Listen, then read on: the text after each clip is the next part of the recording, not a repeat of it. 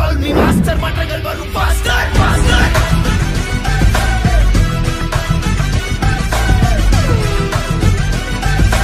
உள்ள வந்த பாரடி அண்ணா யாரு?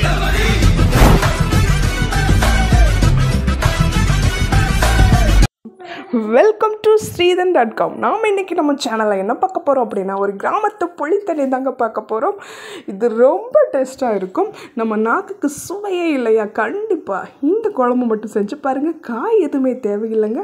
இது நாக்கில் எச்சி ஊறுகிற அளவுக்கு டேஸ்ட்டாக இருக்குங்க. நம்ம சேனலை இப்போ தான் புதுசாக பார்க்குறீங்கன்னா சப்ஸ்கிரைப் பண்ணி வச்சுக்கோங்க. பக்கத்தில் இருக்க பெல் பட்டனையும் கிளிக் பண்ண மறந்துடாதீங்க.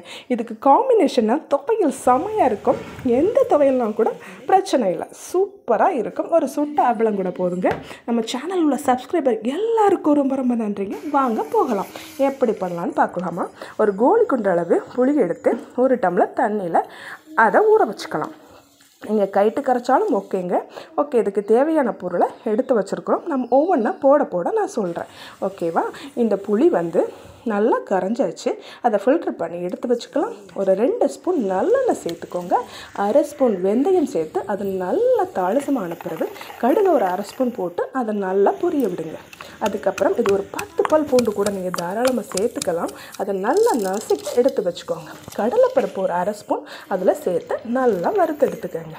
எண்ணெயிலேயே கிடந்து பொரியட்டும். இந்த 10 பல் பூண்டையும் நச்சு பூண்டை எடுத்து அதில் நல்லா வேக விடுங்க. அப்புறம் வெங்காயம் ஒரு 15 வெங்காயம், குட்டி வெங்காயம் எடுத்து நறுக்கி அதில் சேர்த்துக்கலாம்.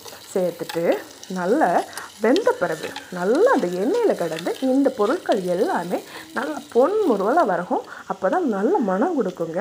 ஓகே, அதுக்கப்புறம் ஒரு 5 மிளகாய் வத்தல் அதில் சேர்த்துக்கலாம்.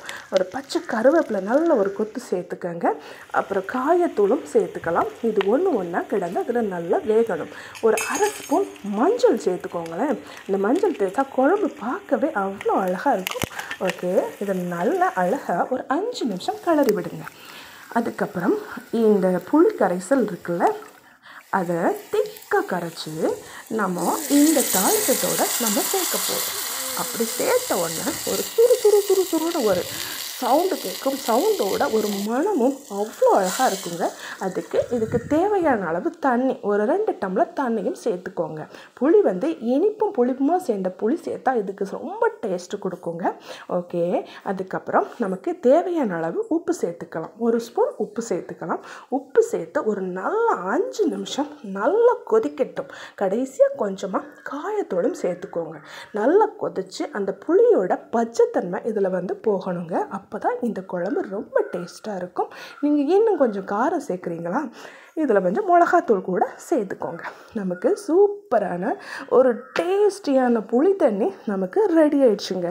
நாக்குக்கு நமக்கு ரொம்ப டேஸ்ட்டே தெரியாதப்போ ரசம் வச்சு சாப்பிட்லாம். அதே மாதிரி இந்த புளி தண்ணியும் சேர்த்து சாப்பிட்டு பாருங்கள். ரொம்ப ரொம்ப சூப்பராக இருக்கும். இதுக்கு துவையல் காம்பினேஷன் ரொம்ப செமையாக இருக்குங்க. பூண்டு, வெங்காயம், கடலைப்பருப்பு, வெந்தயம், கடுகு, காயத்தூள், புளி எல்லாம் சேர்ந்து காம்பினேஷன் அப்படி மனமாக இருக்குங்க. நமக்கு கொண்டான்னு சாப்பாடு கேட்கும். ஓகே, கண்டிப்பாக சாப்பிட்டு என்ஜாய் பண்ணுங்கள். நம்ம சேனலை லைக் பண்ணுங்கள், ஷேர் பண்ணுங்கள், கமெண்ட் பண்ணுங்கள், சப்ஸ்கிரைப் பண்ணி வச்சுக்கோங்க. தேங்க்ஸ் ஃபார் வாட்சிங். பாய்.